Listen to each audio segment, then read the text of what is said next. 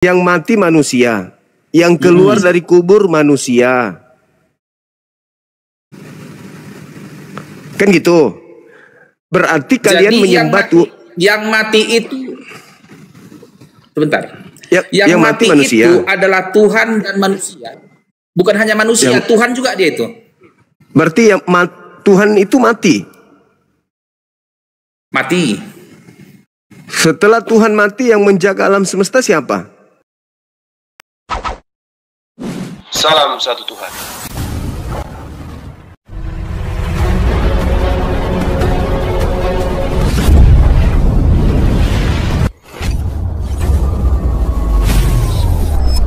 Ya, pengantar ini singkat para sahabat. Dukung semua ya sahabat-sahabat kita channel Densa News Muslim. Di like, di subscribe, di share sebanyak mungkin untuk supaya mencegah sahabat-sahabat kita di luar sana tidak terpengaruh terhadap pemurtadan. Semoga Allah memberikan selalu sikap istiqamah. Salam satu Tuhan, Allahu Akbar. Sebentar, logikanya gini. Iya. Dengan menyatakan Tuhan tidak bisa mati, dengan menyatakan membatasi Tuhan tidak bisa mati, di saat itulah Tuhan tidak maha kuasa. Loh, justru kalau Tuhan mati, kita paksakan. Kalau Tuhan mati itu tidak maha kuasa. Oh, salah. Tidak. Untuk apa dia mati? Sekarang kita ambil definisi. Tunggu. Untuk apa dia mati? Untuk apa? Oke, benar. Sebenarnya untuk apa dia mati? Tadi katanya yang mati manusia. Betul. Yang mati manusia. Tuhan pun mati juga. Dia kan punya dua natur nih. Yesus itu Tuhan. Berarti dan alam semesta ini pernah kehilangan Tuhan. Salah. Nggak pernah kehilangan Tuhan. Tuhan mati. Salah. Jadi mati katanya. Mati itu bedakan antara mati dan binasa. Bedanya apa? Bedanya gini dia. Jadi kalau mati, jadi manusia ini mengalami kematian. Artinya terjadinya perpisahan roh dari daging, kan begitu nih. Roh dari raga. Itulah mati. Tetapi hewan itu dia binasa, mati dan binasa. Artinya dia mati, binasa, habis, selesai, nggak ada rohnya, nggak ada lagi urusan apanya. Dia memang habis. Manusia nggak habis. Jadi menurut saudara yang mati ini kan Tuhan, ya kan? Nah, ketika Tuhan mati, berarti kan tidak ada lagi Tuhan hidup. Sedangkan Tuhan itu maha hidup. Bagaimana bisa dikatakan maha hidup kalau dia mati? Kan aneh-aneh aja ini konsepnya. Nah, coba Anda lihat ketika saudara mengatakan yang mati itu adalah manusia. Lihat ketika dia keluar dari kubur ini siapa yang menghidupkan? Yang mati ini siapa yang menghidupkan kembali?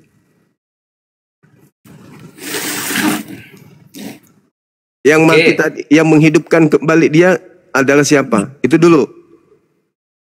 Jadi kalau yang tertulis bahwa Yesus itu kan mati setelah disalibkan, turun dalam kerajaan maut ya. Mati dan turun dalam kerajaan maut. Terus? Lalu bangkit pada hari yang ketiga. Yang saya tanya, ini yang bangkit ini. Siapa yang membangkitkan Yesus ini, kan begitu? Iya. Benar. Jawabannya sesuai dengan yang tertulis, Yesus dibangkitkan oleh Allah. Nah, berarti Tuhan lain yang menghidupkan dia. Bapa yang mengutus dia. Berarti Tuhan lain. Sebentar, tapi ingat ada juga ayat mengatakan,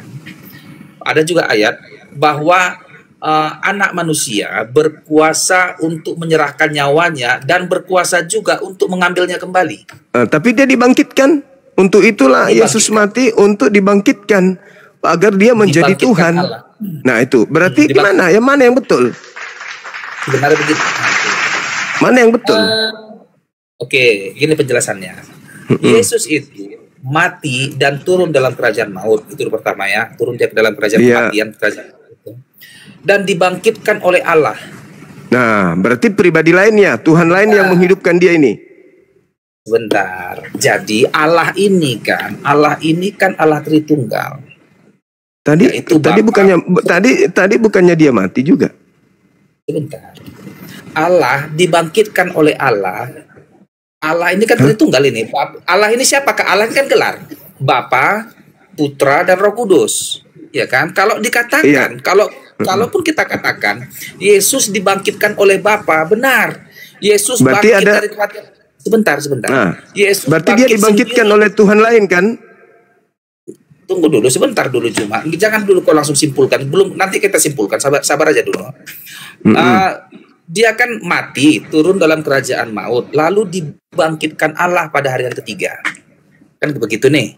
Jadi Allah ini kan Tritunggal. Kalaulah disimpulkan bahwa dia ini kan dibangkitkan Bapa, benar.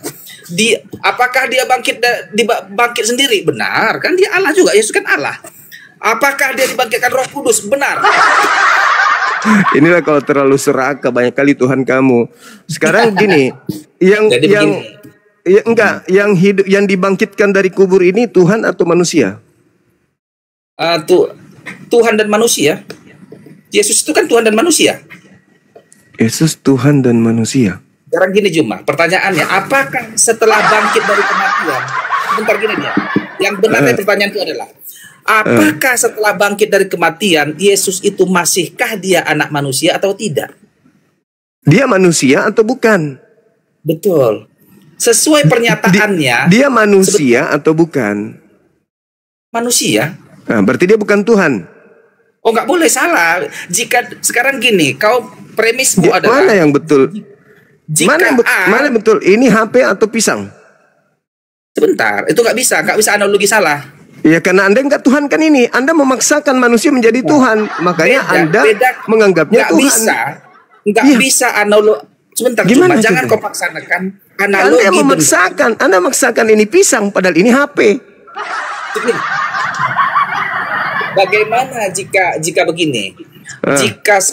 Jika saya adalah seorang petani, maka tidak mungkin saya pegawai negeri. Contoh. Ya tetap manusia. Sebentar. Tetap manusia. Mau petani, pegawai negeri, tetap manusia. Ini masalahnya kamu mengatakan ini pisang. Bentar. Anda mengatakan ini pisang, gimana ceritanya? Sekarang begini. Membatasi. Apakah tidak boleh dua kodrat dimiliki oleh dalam satu individu? Jangan begitu. Ini dulu analogi ini yang Anda bangun. Bisa nggak ini disebut pisang? Pasti nggak mungkin. Nah, lalu bagaimana kena manusia yang keluar dari kubur Anda bisa katakan dia Tuhan? Apa alasannya? Begini, kita beracuan pada pernyataannya dulu. Kita kan kerangka acuan kita kitab suci. Pernyataan yang mana? Gini, kenapa aku katakan yang bangkit itu juga adalah manusia? Karena memang manusia. Sebentar dulu. Di kitab Wahyu dan di kitab-kitab lain dikatakan setelah kebangkitan ini narasi tentang Yesus selalu dikatakan dia adalah anak manusia. Itu manusia. Sebentar. Manusia berarti. Benar, manusianya dia. Ya. Terus aspek ketuhanannya mana? Begini Juma, tidak ada kami Kristen yang menyangkal bahwa Yesus bukan manusia. Salah itu. Nah, terus dari sisi kemanusiaannya mana kalau begitu?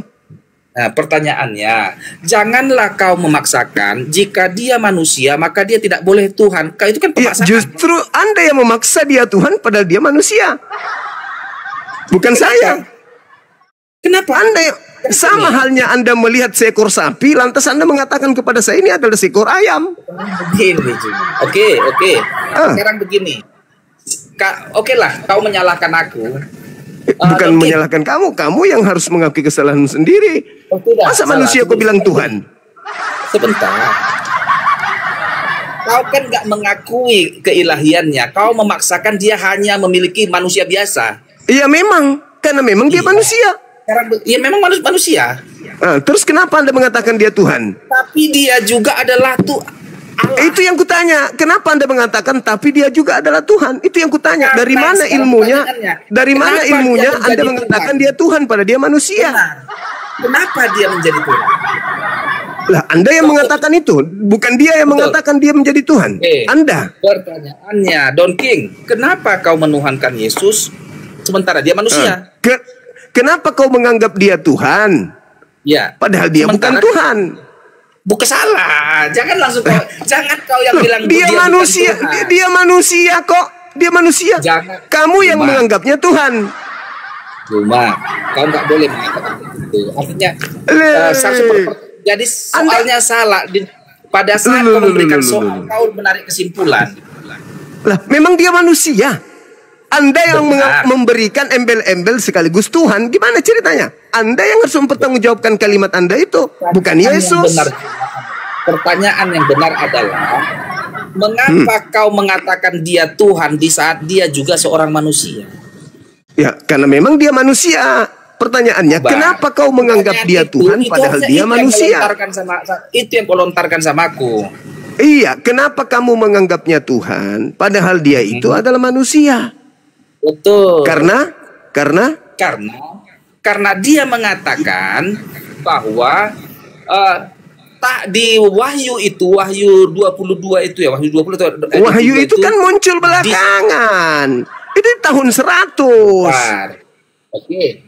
Sebentar dulu. Di situ dia memperlihatkan kepada Yohanes ada 2 tahta di surga, tahta Allah dan tahta anak manusia. Itu kan dari kitab dari Wahyu yang tahun 100 baru muncul. Ya kan gitu. Jadi yang tadinya manusia 100% datang di tengah-tengah Bani Israel 100% manusia, tiba-tiba dia jadi Tuhan setelah datang Wahyu. Jadi sebelumnya dia bukan Tuhan. Nanti dilantik jadi Tuhan setelah ada di Pulau Patmos yang menulis. Nah, kan gitu. Jadi Andalah dengan kru Anda yang melantiknya menjadi Tuhan. Anda yang melantiknya. Bukan Yesusnya yang mengatakan dirinya Tuhan. Jadi yang mati ini manusia. Anda yang mengatakan yang mati adalah Tuhan. Itu tidak bisa, tidak masuk. Logika tidak masuk dalam pengajaran Yesus itu sendiri. Tidak masuk. Anda yang melantiknya dengan kru Anda menjadi Tuhan. Begitu saudara. Jadi ketika dia hidup, Anda katakan dia mati. Ketika dia mati, Anda katakan dia adalah manusia. Ketika Anda mengatakan dia juga 100% Tuhan yang mati, alam semesta ini kehilangan Tuhan. Apa tujuannya mati? Untuk menyelamatkan manusia. Lah, katanya Tuhan itu maha kuasa. Dia kan berkuasa menyelamatkan seluruh manusia, tidak perlu mati. Kalau mati itu bukan sifat Tuhan. Itu sifat makhluk. Gimana lagi? Mau ngomong apa lagi? Mau ngomong apa? Ya, jadi begini.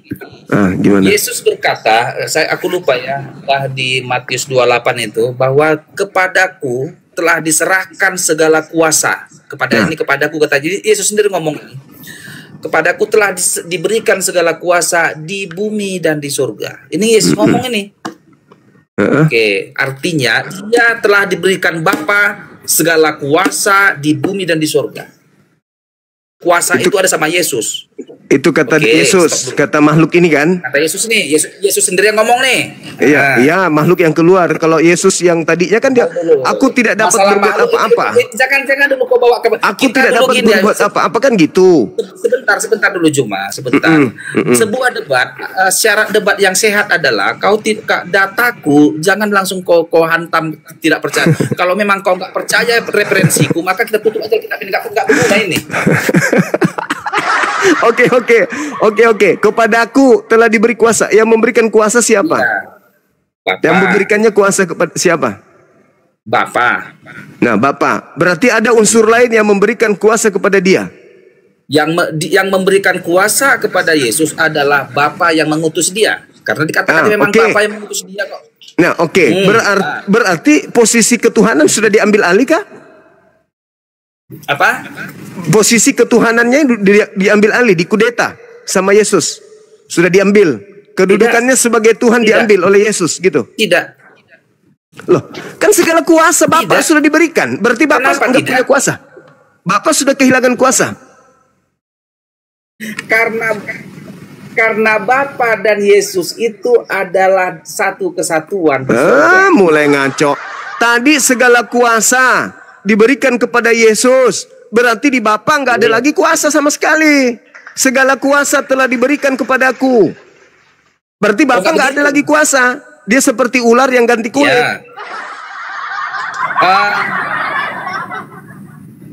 Bapak pensiun jadi Tuhan. Di kitab Wahyu dikatakan, ada di kitab bahwa aku melihat tahta Allah dan tahta anak domba, tahta anak manusia, tahta Allah dan tahta anak domba katanya. Tunggu dulu, di mana Wahyu 22 itu ya? Oke. Ada tahta. Betul itu, betul. Memang ada tertulis. Sekarang permasalahannya ketika makhluk ini mengaku kepadaku telah diberi kuasa baik di surga maupun di bumi, berarti tunggu sebentar. Kau nggak boleh bilang makhluk. Nggak boleh bilang makhluk. Lah, Yesus itu apa apanya? Kau nggak boleh kau nggak boleh mengatakan Tuhan orang itu sebuah makhluk. Lah, memang dalilnya begitu kok. Cuma itu kan kesimpulanmu. Jangankan kesimpulan. Di dalam kitabmu sendiri Yesus itu makhluk. Gimana ceritanya orang ini? Anda memaksakan anak orang jadi Tuhan, jadi bahaya memang. Begini, Anda membantah dalil. Kesalahanmu terbesar cuma adalah kau menyimpulkan kitab orang. Hah? Yesus itu orang. Anda mengatakan Yesus bukan makhluk. Jadi begini, di dalam kitab saudara 1 Korintus 15 nomor 48, Yesus itu adalah makhluk yang sama seperti makhluk-makhluk surgawi. Kok Anda membantah? Sebentar. Aku tanya dulu kau. Yang keluar dari dalam kubur setelah kematian itu apakah Yesus atau tidak cuma? Itu makhluk. Percaya itu Yesus? Bukan. Yesus atau tidak? Bukan. Itu. Maka debat ini nggak sehat. Lah, kenapa nggak sehat? Ya, kan Anda mengatakan jangan bahas itu. Kenapa lagi Anda bertanya? Gini. Kan Anda yang melarang. Jangan kita bahas itu. Ya sudah, jangan. Yang kita bahas ketika Anda mengatakan itu Yesus menerima kuasa. Segala kuasa di langit dan di bumi telah diberikan kepadaku. Berarti Bapak nggak punya kuasa lagi, dia udah pensiun. Salah lagi.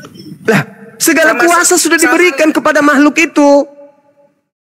Samalah kau seperti begini. Kau jika dia manusia, maka dia tidak mungkin Tuhan. Kan kesimpulanmu itu. Tapi katanya dia Tuhan. Segala kuasa langit bumi sudah ada sama dia. Berarti Bapak udah pensiun. Udah dikudeta dia. Sama makhluk ini. Makanya kalian tuhankan dia. Cuman karena ada nebeng kitabnya Yahudi, maka kalian menganggap ya, Tuhannya Yahudi juga Tuhan. Maka ada prinsip Tritunggal atau Trinitas. Karena kalian tidak bisa menjual Yesus toh. Harus Tuhannya Yahudi Anda bawa-bawa juga, biar keren. Begitu, Bung. Segala kuasa telah diberikan kepadaku, baik kuasa surga maupun kuasa di bumi. Ya sudah, pensiun si Bapak. Mau ngapain lagi dia? Salah. Lah, kuasanya sudah diambil alih. Kalau begini dia memang pensiun sudah dia. Begini, kalau tentang karena memang akhir zaman, cerita kisah-kisah akhir zaman ini kan abstraknya ini,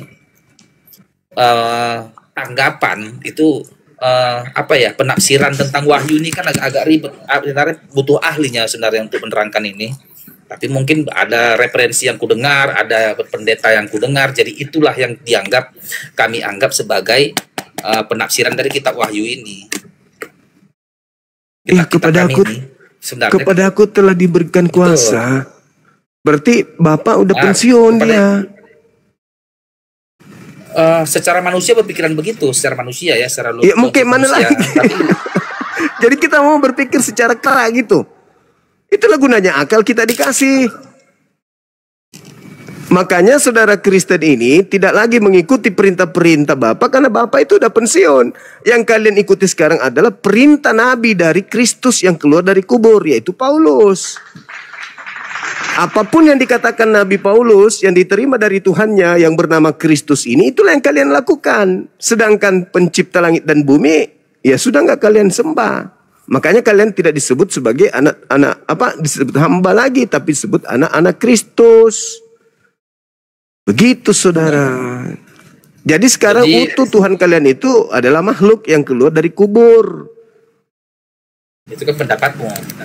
Lah itu kan dalil 1 Korintus 15:48. Yesus ini sama seperti makhluk-makhluk yang datang dari surga. Begini juga. Kau menafsirkan kitab orang Kristen dan menyimpulkan dengan menilai, Akal. mengambil ayat ini sebentar. Dengan akal. Mengkorelasikan ayat 1, ayat 2, ayat 3, lalu kau tarik sebuah kesimpulan yang Nah, terus kalau berdasarkan saudara, sebentar kalau dulu. cara saudara gimana? Bentar dulu. Kesimpulanmu adalah bahwa yang bangkit dari kubur itu adalah iblis melalui ayat-ayat yang kau padu-padukan. Yesus yang Ya mengatakan itu kok. Yesus mengatakan. Gak ada Yesus mengatakan begitu. Yesus yang Kau- mengatakan sekarang penghakiman atas dunia, sekarang juga penguasa dunia datang dan dilemparkan keluar. Yesus yang mengatakan itu. Bukan saya, Yesus. Lalu kau tarik, yang salahnya kau tarik kesimpulan sesuai dengan pendapatmu, nggak laku. Karena Yesus mengatakan bahwa kebangkitan Mana hari Yesus ketiga itu, Yesus mengatakan kebangkitan hari ketiga itu adalah tanda untuk angkatan jahat. Dan Petrus berkhotbah. Petrusnya yang mengatakan, jadi semua orang Israel harus tahu bahwa Yesus yang kau salibkan itu telah dijadikan menjadi Tuhan dan Kristus. Bagi siapa? Bagi angkatan jahat. Berarti dia baru dilantik. Juma, kau nggak boleh menafsir kitab seenak perutmu. Saya tidak menafsir, itu pernyataannya tertulis. Kawan, dengar. Hasil akhir tafsiranmu adalah, hasil akhirnya adalah kau bahwa yang bangkit dari kubur itu kau nyatakan iblis itu sebuah kesalahan Penguasa terbesarmu. penguasa dunia kata Yesus. Mana? Siapa penguasa dunia kata Yesus? Yang kau ini Alkitab mengatakan, bahkan dia sendiri sudah mengatakan bahwa dia akan bangkit pada hari ketiga. Yesus sendiri udah ngomong. Yang bangkit Makanya, pada hari ketiga tidak dikatakan aku, dia katakan anak manusia, dia. Sebentar, oke. Dia anak manusia, dia. Aku bacakan Markus 9. Markus 9 30-31. Coba aku baca. 31. Anak Oke. manusia akan diberikan kepada mereka. Mereka akan membunuh dia. Dan setelah dia mati, pada hari ketiga dia akan bangkit. Dia, bukan aku. Oke, sebentar. Ini Kau yang pernyataan Yesus mentafsirkan ya. aneh. Pernyataan Kamu yang mentafsir Sebentar. kitabmu dengan cara serampangan. Saya berdasarkan yang Mari tertulis. ku baca. Silakan. Biar ku baca. Silakan. Markus 9 ayat 31, biar kita simak pelan-pelan. Silakan.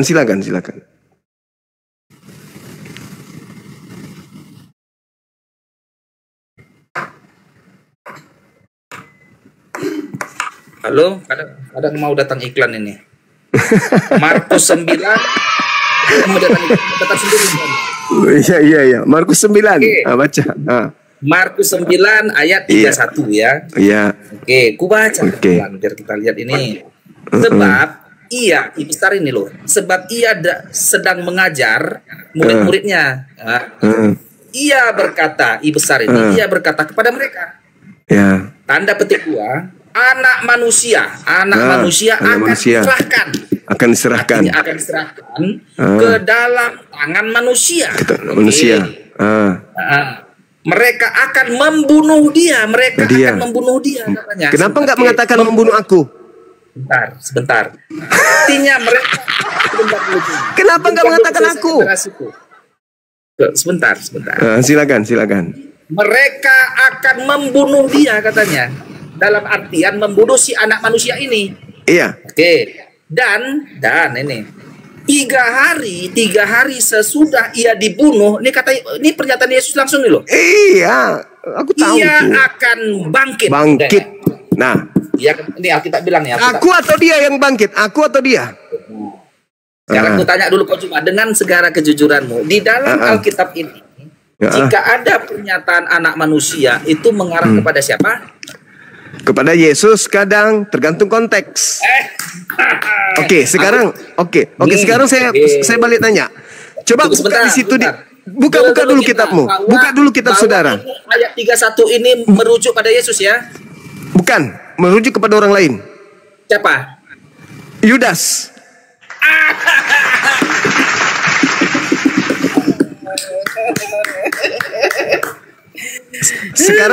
Sekarang Anda buka Lukas 21 nomor 8. Coba Anda buka Lukas 21 nomor 8. Lukas 21 ayat 28. Apa tuh apa isinya Lukas 2? Enggak apa-apa aku buka pun. Lukas 21 ayat. Kalau bukan Yudas siapa lagi? Yudas kan mati tergantung. Ya, baca Matius 27 nomor 5, catatan kakinya kau baca. Yudas mati dalam keadaan salib. Baca catatan kaki Matius 27 nomor 5. Lukasnya atau Matius? Lukas 21 nomor 8. Lukas 21 ayat 8. Oke, ini aku aja yang baca nggak apa-apa nih. Ada permulaan penderitaan. Ini permulaan penderitaan. Jawabnya hanya besar. Waspadalah supaya kamu jangan disesatkan. Oke. Sebab banyak orang akan datang dengan memakai namaku. Besar berarti nama Yesus ini. Oke, dan berkata, akulah dia. Dia ini adalah D besar menuju pada Yesus atau Tuhan ini. Dan saatnya sudah dekat. Janganlah mengikuti mereka. Mereka ini agak banyak nih, lebih dari satu. Yeah. Coba kalau sesuai dengan tafsiran yang kau pahami lah dulu, apalah maksud ayat ini yang dia pendapatkan. Penyesat itu datang mengaku akulah dia. Mengaku siapa di situ? Mengaku siapa? Memakai namaku, memakai nama Yesus. Iya, jadi penyesatnya itu mengaku siapa namanya ketika datang? Memakai nama Yesus. Ya, berarti penyesat itu mengaku Yesus kan? Enggak, tunggu dulu. Itu dia mau memakai nama Yesus. Penyesat itu datang memakai nama siapa? Memakai namaku, memakai nama Yesus. Berarti penyesat kalian itu pengikut siapa? Apa? Kamu pengikut siapa? Pengikut Yesus. Asli atau yang penyesat? Oh, nggak ada yang penyesat. Lah, itu tadi maksud kau baca. Penyesat itu datang, waktunya sudah dekat, jangan kau mengikuti. Cak ulang di pertanyaan. Cak ulang sekali. Coba. Oh. Waspadalah kepada penyesat yang datang kepadamu. Di sini murid Yesus memakai namaku dan berkata akulah dia. Salah. Jangan kau paksakan. Jangan kau paksakan. Jadi maksudnya waspadalah supaya kamu jangan disesatkan. Ini oke. Sebab sabar dulu. Sebab banyak orang lebih dari satu. Iya, banyak orang Kristen memang sedikit. Sabar dulu.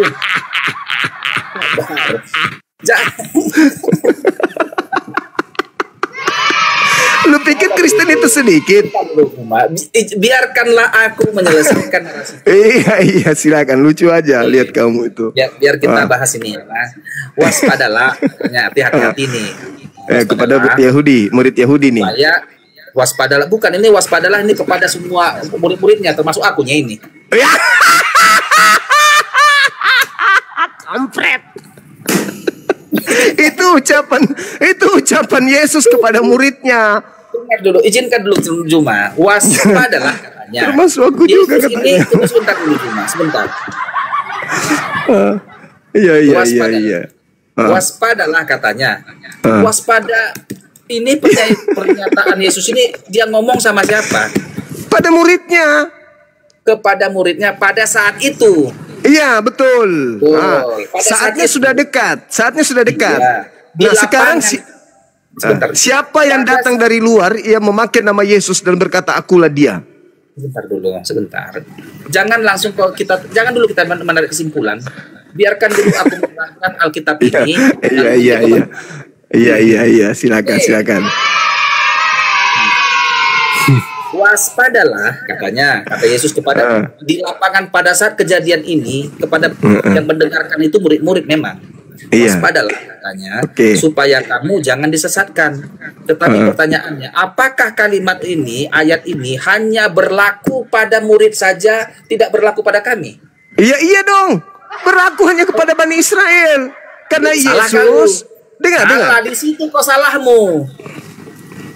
Jadi Dengarkan. waspadalah, jikapun ayat ini dikatakan kepada murid-murid, tetapi ini berlaku universal sampai juga kepadaku, sampai juga pada lucu ente ini, lucu. ayat ini. Lucu. Bagaimana bisa? Jangan kau bilang, Bagaimana bisa? Justru kamu inilah bagian orang-orang yang harus diwaspadai oleh orang Yahudi. Karena kalian ini bukan dari murid Yesus. Kalian memakai nama Yesus, kalian itu yang dimaksud. Sebentar. Jadi pernyataan Yesus ini kan Alkitab. Alkitab ini berlaku sampai akhir zaman. Dia berlaku. Itu ucapan Yesus yang direkam oleh penulis. Yesus pernah mengucapkan kalimat ini loh, dicatatlah penulis. Itu yang dicatat itu adalah narasi yang terjadi di TKP terhadap murid Yesus. Memang di TKP yang mendengarkan murid-muridnya, tetapi waspadalah, peringatan waspada ini kena juga ke aku, kena juga ke anak-anakku, kena sampai akhir sebelumnya. Belum selesai aku udah ketawa. Itu ucapan Yesus untuk Bani Israel. Kenapa kamu yang nyamar jadi Bani Israel? Kenapa jadi kamu itu serigala, nyamar domba? Bentar, jangan jadi kau menyimpulkan kitab orang. Bukan saya menertawakan, kau yang menyimpulkan bahwa itu juga termasuk kamu. Bukan saya hanya menertawakan keluguanmu. Kamu menganggap bahwa yang dimaksud Yesus di situ itu kamu. Padahal kamu itu adalah korban dari penyesat yang harus diwaspadai oleh orang Yahudi. Kamu pula yang merasa, gimana ceritanya? Jadi Juma, ini kan kitab Juma, bagaimana mungkin kau perkosa kitab kami? Lah, itu kitab itu kitabmu, betul. Tetapi dia dituliskan bukan oleh perintah Yesus dan Yesus tidak mengenal kitab itu. Maka saya katakan kepada saudara, kitab ini dituliskan oleh orang yang mengumpulkan data-data dari kesaksian-kesaksian. Sehingga dia menulis. Yesus dulu pernah berkata kepada muridnya loh, ditulis. Masa? Kapan? Waktu itu ditulis. Apa kata Yesus kepada muridnya? Ini. Oh iya. Nah, terus buku ini lolos di Katolik. Lalu Anda mengatakan seakan-akan Yesus bicara tentang kalian juga. Aduh, hanya orang begini yang bisa percaya. Itu kejadian yang terjadi pada masa itu, direkam oleh pewarta yang mengumpulkan data-data.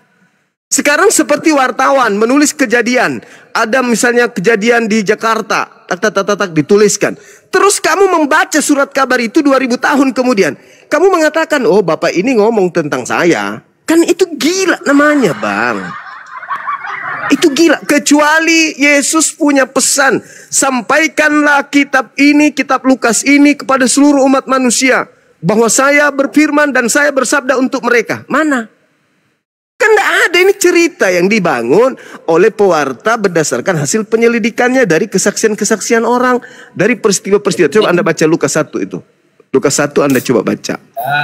Theophilus yang mulia, banyak orang yang mencatat, yang menulis, yang menyusun. Maka aku merasa terpanggil untuk menyusunnya kembali. Jadi bukan untuk ente. Ayo, bukalah pikirannya, dibukalah pikirannya. Kasihan keturunanmu itu. Tadi Juma gini,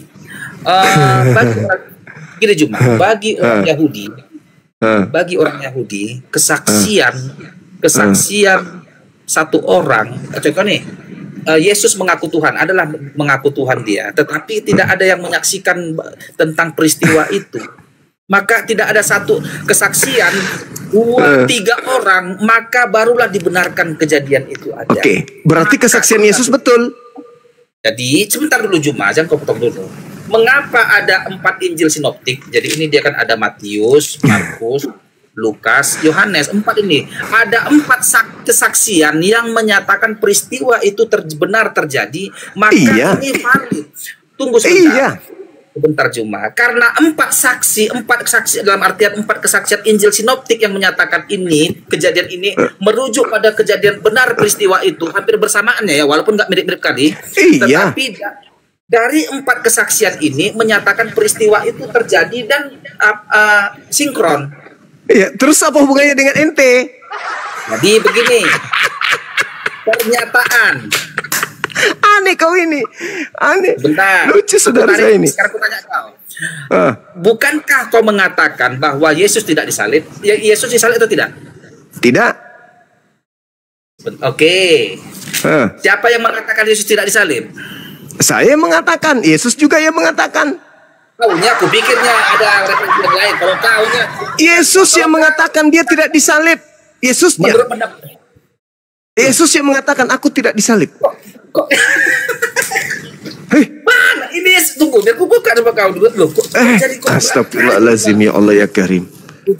di sini lihat cuma ya. Yesus yang mengatakan aku tidak disalib, aku tidak mati. Mana ayatnya? Di mana ayatnya? Coba Anda buka Lukas 24 nomor 44. Lukas 24 ayat 44. Kita buka. Yuk. Nah, buka pelan-pelan. 24 ayat 44. Sebab itu ini baca nih. Enggak apa-apa. Mari kita seberapa apa kau menyebutkan orang Kristen. Sebab itu hendaklah kamu juga siap sedia.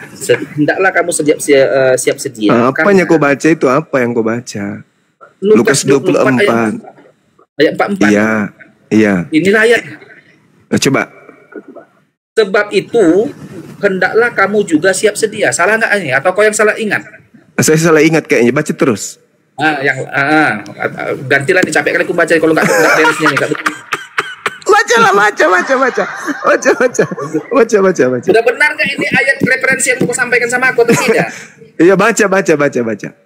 Tidak apa-apa lah, ada sampai dikit nggak apa-apa lah. Sebab itu hendaklah kamu juga siap sedia, karena anak manusia datang pada saat yang tidak kamu duga. Kamu baca yang serius itu?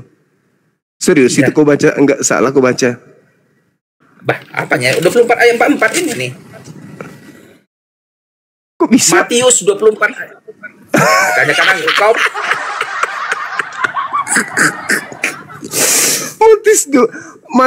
Lukas 24. Maka aku bilang tadi Lukas 24 ayat.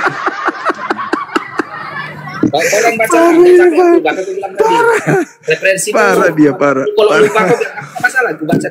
Enggak ada aku masalah, artinya kau yang baca enggak apa-apa aku baca, tapi kalau kau lupa kau sendiri yang bacalah dulu. Gantian kita. Yesus mengatakan harus digenapi semua yang tertulis tentang aku di dalam kitab Mazmur. Kitab Mazmur satu kardus itu ayatnya itu. Yang mana mau kau comot itu? Kok comot? Kok dicomot? Yang sesuai dengan data dong. Ya, bukan. Mana kesulitannya? Mana nasi yang menyatakan Yesus tidak disalib? Ayo coba. Di dalam Lukas 24, Kisah Para Rasul 4 nomor 11, Yesus adalah batu penjuru yang dibuang oleh tukang bangunan. Betul itu? Kisah betul. Mazmur 118 nomor 22 di situ dikatakan bahwasanya batu penjuru yang dibuang oleh tukang-tukang bangunan. Berarti itu merujuk kepada Yesus kan? Betul nggak? Di situ Yesus mengatakan bahwa aku tidak akan mati, tetapi aku hidup. Mana ada Yesus di kitab Mazmur? Lah, Yesus sendiri mengatakan. Anda tadi mengatakan bahwa Yesus adalah batu penjuru. Anda katakan iya. Dan Petrus pun berkhotbah mengatakan bahwa Daud Petrus berkhotbah bahwa Daud telah menubuatkan tentang Mesias yang duduk di tahtanya. Jadi kalau Daud itu cerita di mana? Tunggu. Kalau Daud itu bercerita apa? Daud itu bercerita di Yesaya atau di Mazmur?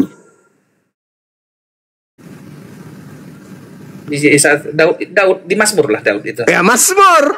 Nah, Petrus mengatakan Daud menceritakan tentang Mesias yang duduk di tahtanya, yang berasal dari tunasnya. Berarti harus ke Mazmur dong. Dan Yesus juga mengatakan Lukas 24 nomor 44 harus digenapi semua yang tertulis tentang aku di Mazmur. Bukan di Roma, bukan di Galatia, bukan di Filipi, tapi di Mazmur. Disinilah cuma di saat orang yang nggak pada bidangnya membahas ini harus S1 dulu, bahkan S2 bahkan ini.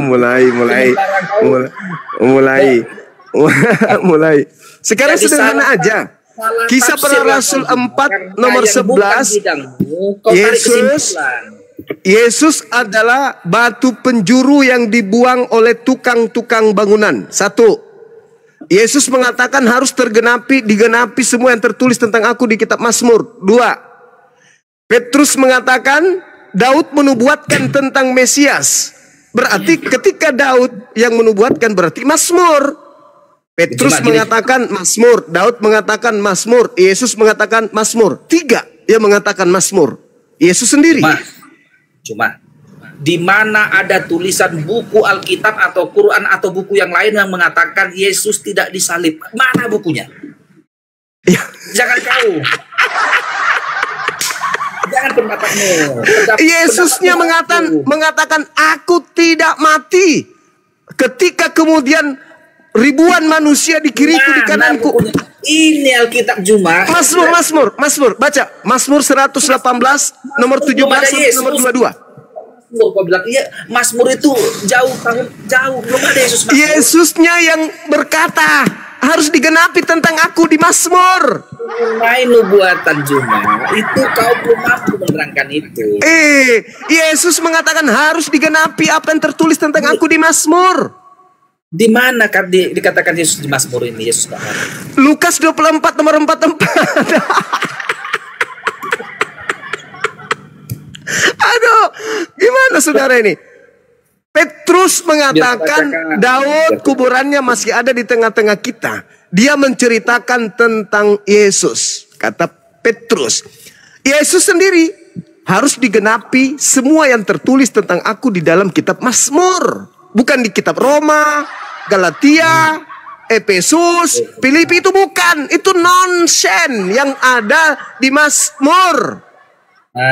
Mazmur mana lah yang kau ambil ini Juma? 118 di situ dikatakan batu penjuru. Nomor 22 itu Yesus. Nomor 17-nya batu penjuru ini berkata aku tidak akan mati, tetapi aku akan menghancurkan semua musuh-musuhku. Wah, mantap kali Yesus. Aduh, gimana saudara ini? Bahaya. Ayo. Kata inilah Juma, kau menyimpulkan kitab orang sesuai dengan perutmu aja. Lah, harusnya kau mengatakan kenapa kamu lebih tahu daripada saya. Begini. Itu terus kamu mentafsirkan. Lah, memang kayak begitu. Batu yang dibuang oleh tukang-tukang bangunan telah menjadi batu penjuru. Itu siapa? Yesus. Berarti Mazmur 118 ini ya Yesus. Alamak, betul-betul. Apa lagi? Sebentar Juma ya, biar ku putar. Oke, lihat nih. Biar kau lihat asli ya. Inilah yang asli. Ini di kitab Lukas ini. Nih, lihat. Nah, apa itu? Yesus disalibkan. Ya, menurut Lukas asisten Paulus. Oke. Bukan menurut Yesus. Nggak percaya kau? Menurut Lukas. Sabar. Ya. Ku ambil lagi murid Yesus Matius ya. Kalau nggak percaya kau di Lukas. Itu menurut Matius. Nih. Bukan menurut Yesus. Yesus mengatakan harus digenapi. Dengar. Bung. Kamu percaya Yesus nggak? Percaya Yesus nggak? Percaya. Yesusnya mengatakan harus digenapi yang tertulis tentang aku di dalam kitab Mazmur. Kamu percaya? Percaya. Jangan kau bawa Matius, jangan kau bawa Lukas kalau begitu. Karena yang harus digenapi menurut Yesus Mazmur. Cuma tadi data kesaksian Lukas, nggak percaya kau nggak apa-apa. Satu lagi kesaksian murid Yesus langsung, Matius pemungut cukai ini. Bentar kau. Matius itu penulis Matius, bukan murid Yesus. Bentar. Ini Yesus disalibkan, dua kesaksian ini. Ini muridnya ini. Nggak percaya kau lagi. Muridnya langsung loh. Itu bukan muridnya Yesus. Oh, jadi orang Arab ini, siapa ini si Matius? Bukan murid Matius ini? Yesus Matius. Baca Matius 9 nomor 9, Bang. Penulisnya itu Sebentar, bukan. Juma, enggak Matius. kesaksian 2-3 orang Juma, enggak percaya enggak apa-apa. Mari masuk Kesaksian lagi kita Yesus ke masa Yohanes. kamu tolak? Kesaksian Yesus Anda tolak. Juma.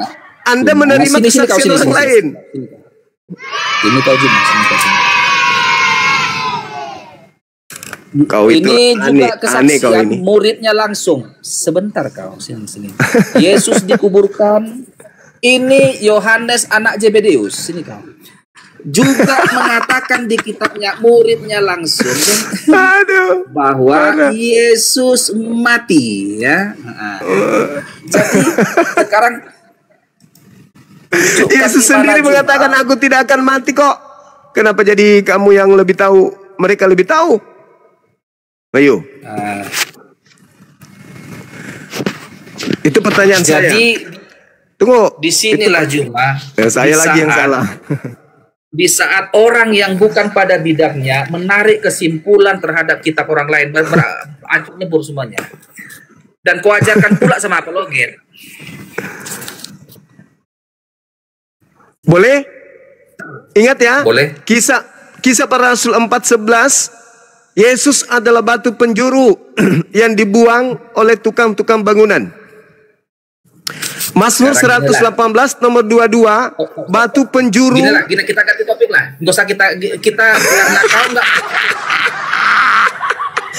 Sebelum Anda ganti topik, tunggu. Sebelum Anda ganti topik,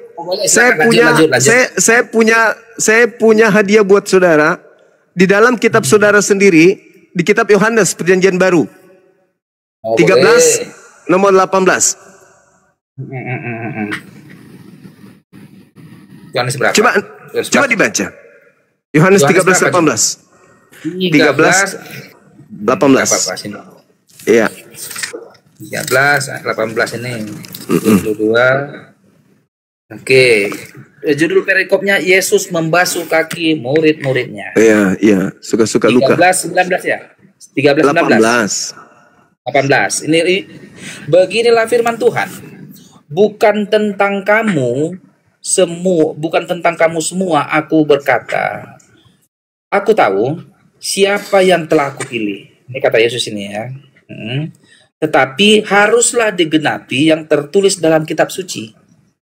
Orang-orang yang makan rotiku telah mengangkat tumitnya terhadap aku. Harus digenapi itu. Harus digenapi kata Yesus. Nah, jangan telan liurmu lagi kembali ya. Harus digenapi yang tertulis tentang itu di kitab suci kan? Iya, ini kan harus digenapi katanya. Oke, itu tertulis di mana di kitab suci yang dimaksud Yesus? Nggak tahu dong. Ngaku. Aku belum tahu. Mazmur 41 kamu baca nomor 9. Itu untuk Yesus dan itu harus digenapi. Baca dulu. Sekarang begini. Mengenai ini ada di Mazmur bisa saja benar kau, tetapi pertanyaan memang itu betul. Tunggu dulu. Iya. Tidak sesederhana itu. Cuma aku nggak akan melawan pernyataan. Sekarang gini, esensi ayat ini terhadap Yesus nggak mati apa? Ya itulah, baca Mazmur 41 supaya kau tahu. Supaya kau tahu bahwa Yesus itu tidak mati. Apa? Sekarang kan Yesus mengatakan harus digenapi semua yang tertulis tentang aku di kitab Mazmur. Dan ketika Anda membaca Yohanes 13 nomor 18, sabar dulu. Anda membaca Yohanes 13 nomor 18, harus digenapi nas itu. Bahwa sahabatnya mengangkat tumitnya yang makan rotinya itu. Baca di Mazmur 41 nomor 9, nomor 10, nomor 11. Dan juga data-data sebelumnya. Ternyata Yesus itu tidak disalib. Yang mati adalah yang makan rotinya. Itu kan kesimpulanmu. Lah, yang tadi Yesus katakan harus digenapi nas ini. Apa? Nas ini harus digenapi. Harus digenapi kan? Pandai-pandai. Astagfirullah. Kamu yang membaca dalilnya bukan aku loh. Kamu yang membaca dalil itu bukan aku. Juma. Kamu yang membaca. Bukan tentang Tidak kamu boleh, semua aku tidak berkata. boleh. Seseorang Aku tahu menarik siapa yang kesimpulan aku pilih, orang kata lain. Yesus. Aku tahu siapa yang aku pilih.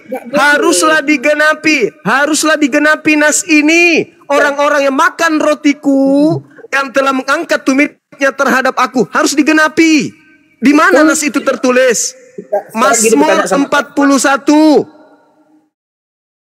Baca dulu. Apa maksud Baca ayat dulu. ini? Apa maksud ayat ini? Maksudnya, kalau ingin tahu maksud ayat itu, kamu masuk ke Mazmur. Nas yang dimaksud itu ada di Mazmur 41. Ya, nas itu. Oke, nggak apa-apa. Aku ikuti kamu. Astagfirullahaladzim. Mazmur berapa? Nggak apa-apa. Ayo kita ikuti permainanmu. Di mana Mazmur berapa ya? Bukan permainan. Kamu percaya Yesus atau tidak? Nah, ayo. Sekarang gini lah. Inti daripada diskusi. Saudara ini aduh aneh-aneh. Kasihan anak-anakmu itu. Nah, lanjut. Cuman gini, kita jangan jauh-jauh melebar-melebar. Intinya adalah bukti. Aku kan sudah membuktikan di 4 kitab yang berbeda, keempat-empatnya mengatakan ada di situ perikopnya Yesus disalibkan. Yesus ada, Yesus disalibkan, Yesus disalibkan, Yesus disalibkan, Yesus dikuburkan. Lalu kau sendiri Juma, datang kau seorang Juma mengatakan Yesus tidak disalibkan. Dari mana dasarmu Juma? Sekarang begini. Sebentar. Jangankan pendapatmu, pendapat Prabowo pun nggak laku di sini Alkitab ini. Oke, baik. Sekarang saya tanya samamu. Menurut Yesus, yang harus digenapi tentang dirinya di kitab Lukas, Markus, Matius, Yohanes atau di Mazmur? Jawab. Di kitab para nabi, di kitab sebelum dia, semua Jawab. Kitab Taurat, kitab Mazmur, kitab Taurat. Di mana harus tergenapi tentang dia? Di Lukas, Markus, Matius, Yohanes atau di Mazmur? Di perjanjian baru lah, penggenapannya adalah setelah. Inilah bukti bahwa kalian Kristen itu anti Yesus. Yesusnya berkata menurut catatan pewarta harus digenapi tentang nas yang tertulis di Mazmur tentang dirinya. Bukan di Lukas, bukan di Markus, bukan Matius, apalagi 13 kitab Paulus. Coba gunakan akalmu, Bung. Gunakan akalmu. Harus digenapi semua yang tertulis tentang aku. Belum lagi.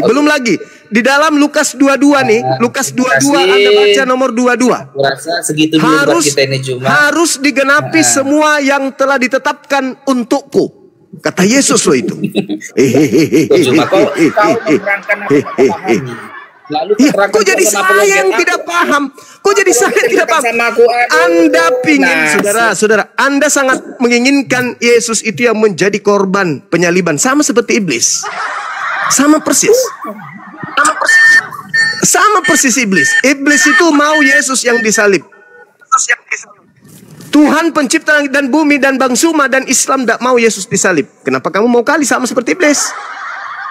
Bukan aku yang mau disalib, Yesus sendiri yang dikatakan dia akan dibunuh. Sekarang saya tanya, yang harus digenapi yang ada dalam kitab sinoptik atau yang di dalam Mazmur? Jadi tanya dulu. Dengan kitab orang lain.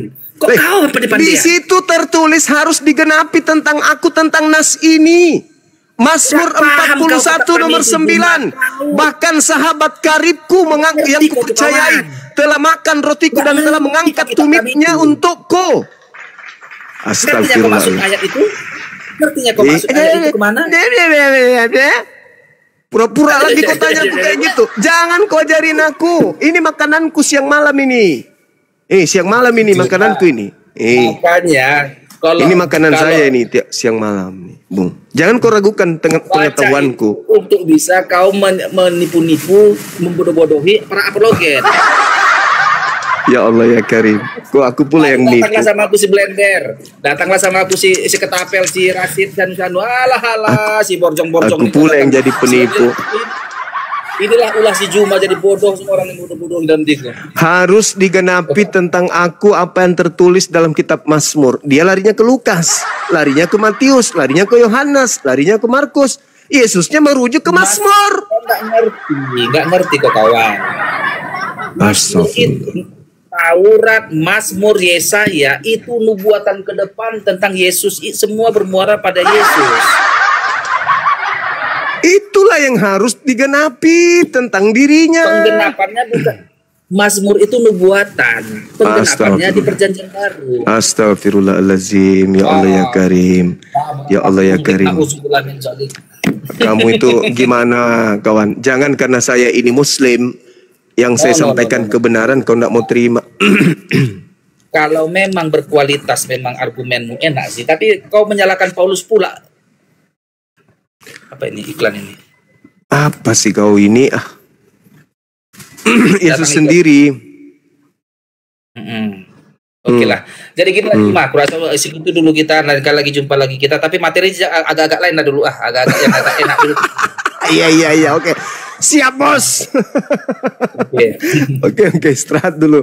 Istirahat. Allahu Akbar.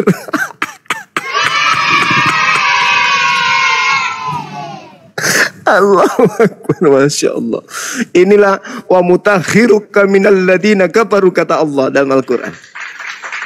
Dan aku akan membersihkan engkau dari orang-orang kafir. Kita sudah berupaya ini. Yesus, nanti kalau kita ketemu, aku akan ngomong samamu. Yesus, aku udah berusaha membersihkan engkau dari orang-orang yang kamu usir. Tapi mau kayak mana? Mereka tidak menggunakan akal. Malah yang disebut penyesat Bang Suma, yang disebut perusak Bang Suma, yang dikatakan salah tafsir Bang Suma. Aku udah mencoba. Kalau dari kitab suci Al-Quranku, wahai Yesus, tak mungkin mereka terima. Tapi aku menggunakan dalil dari pewarta-pewarta yang kemudian mencatat tentang engkau dan muridmu. Tapi lagi-lagi mereka nggak percaya. Mereka lebih percaya kepada hal-hal yang di luar daripada ajaranmu. Harus digenapi tentang nas ini, kata Yesus. Yohanes 13 nomor 18. Tentang nas ini itu tertuang di mana? Bahwa sahabatku yang memakan rotiku telah mengangkat tumitnya untukku. Tertulis di mana itu? Lagi-lagi di Mazmur. Bukankah Yesus sendiri yang mengatakan Lukas 24 nomor 44 harus digenapi semua yang tertulis tentang aku. Tertulis. Pada saat Yesus mengatakan itu di dalam Lukas 24 itu, kitab Lukas belum tertulis, kitab Markus belum tertulis, Yohanes tidak tertulis, Filipi, Galatia, dan semua itu belum tertulis. Yang tertulis Mazmur. Dan memang Yesus menyebut, dia tidak menubuatkan tertulis di mana, langsung disebut. Harus tergenapi semua yang tertulis tentang aku di dalam kitab Mazmur.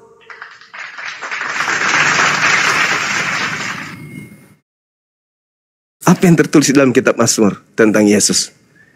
Ya, saya tidak mau menembak asal-asal, tak, enggak. Tapi saya mengambil rujukan dari Kristen itu sendiri.